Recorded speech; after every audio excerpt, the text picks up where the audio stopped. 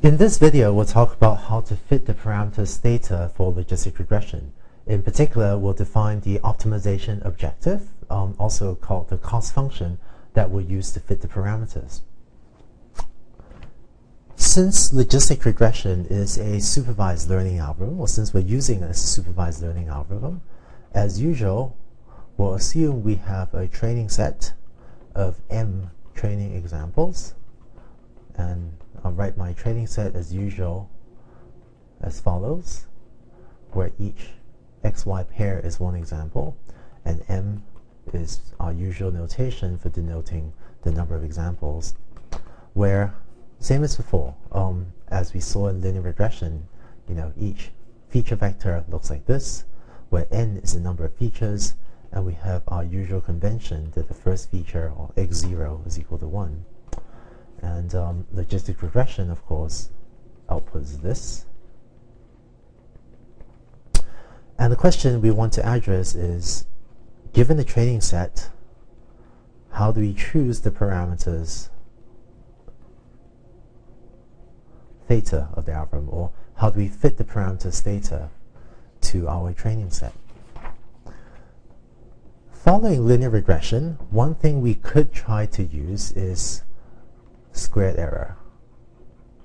Right? In particular, we could try to define a cost function j of theta as this 1 over m. Let me write this as sum from 1 to m of the cost of predicting some value h of x when the target label was actually y, where, for instance, you could choose the cost function,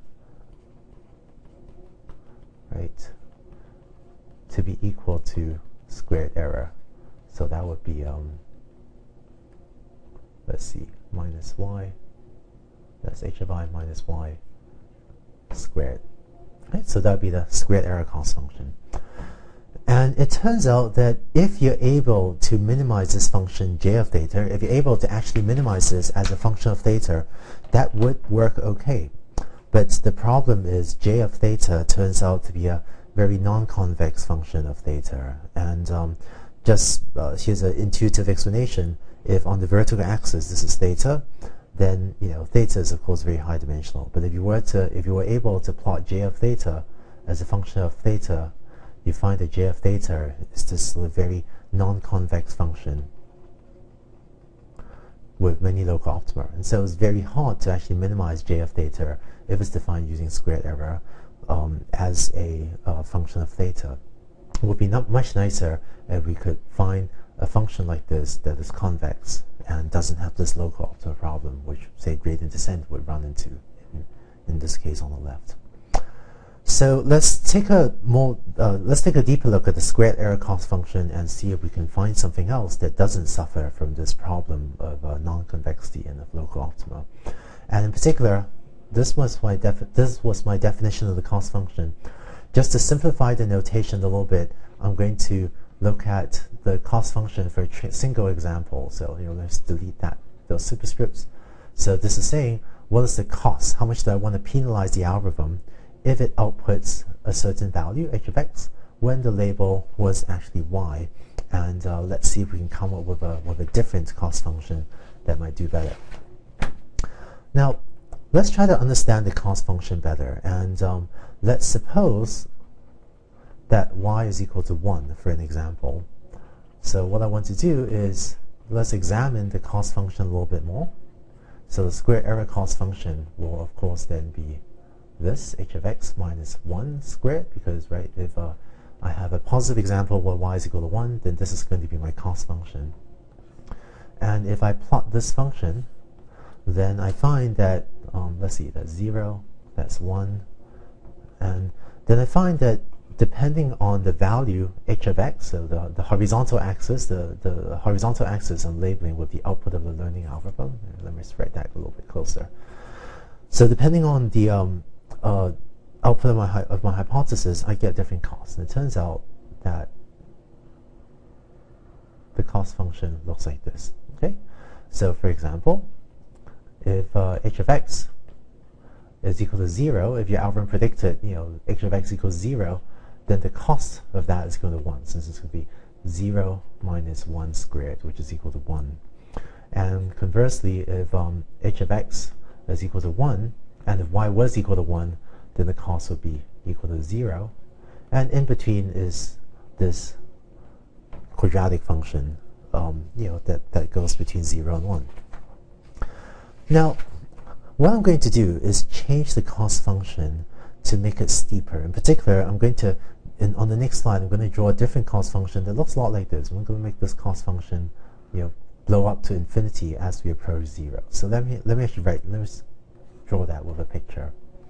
So what I'm going to do is propose a new cost function where, depending on the output of h, so again, I'm going to draw all this for if y is equal to 1, if the label is equal to 1. I'm going to draw a cost function that looks like this. And this cost function blows up, and it actually goes to infinity as you approach 0. And so, just to mark a few salient points, right? So the cost is still 0 if h of x equals to 1 and y equals 1. And everything on this slide is specialized to the case of y equals 1. But I want to change my cost function so that as h of x goes to 0, we have that the cost goes to infinity.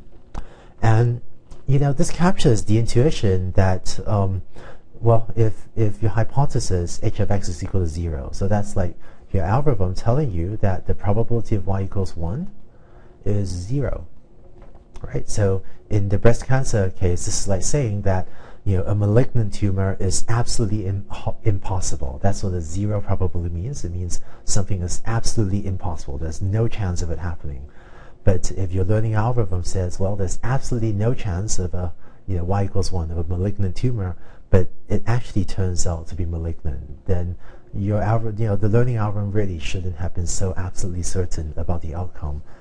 If there was a chance it's going to be wrong, and if it actually does this, we're going to give it an infinitely large penalty. Sorry, I realized I didn't draw that very well. This graph looks like that. Right? My arrow here is sort of crossed over, but I hope you get the shape of the curve. Okay. Now, let me take the shape of this function and write it down more formally. So more formally, if y equals 1, I'm going to define the cost to be minus log h of x. Again, this is if y equals 1. And just to show you why the minus log function takes the form of a function that we want. So this is the log function. Actually, let me write z to denote the output of the hypothesis. So let me just take that and just write that as a alphabet z instead. So if this is the z-axis, then this is the log z function, which is very familiar to you, where the function crosses the horizontal axis at 1, right? So the log function. Now, of course, if z is the output of a hypothesis, then it'll only take on values between 0 and 1. And so we can safely ignore everything to the right of this function. And now if you take this function and if you flip it upside down, what we have is that and let me just take this range from 0 to 1 and expand it like so. And if I, take this function and flip it upside down, what you have is that, right, the minus log z function looks like just like this. Okay? And so this is why if I write the cost function as minus log of the output of my hypothesis, this gives us the shape of the curve that we want. And that was also the case if y equals 1. If y is equal to 0, then I'm going to define the cost as minus log 1 minus h of x. I won't go through the math of the derivation here, but it turns out that if you plot the minus log, this would be, let's see, this would be a minus log 1 minus z function. But it turns out that if you plot what that function looks like, it looks like this. Okay, where this function blows up or approaches infinity as z on the horizontal axis approaches 1. And so that function over here, right, that line that I drew, this is the function, this is the plot of minus log 1 minus z. And so once again, if y equals 0 and the algorithm predicts 0, If the output, if z or if h of x is equal to 0, then the cost is 0. But if it says, you know, but as it approaches 1, if y equals 0, then as h of x approaches 1, the cost goes to infinity. This is just sort of the mirror case of what we had on the previous slide. So, to summarize the cost function we worked out for y equals 0 and for y equals 1, let's write them out together. We're going to say that the cost of predicting h of x when the actual label is y, we're going to say that that is going to be minus log h of x if y is equal to 1, and it's going to be minus log 1 minus h of x if y is equal to 0. This turns out is the cost function that we will use for logistic regression, and in the next video we'll further simplify this and use this to derive our final form of the cost function for logistic regression.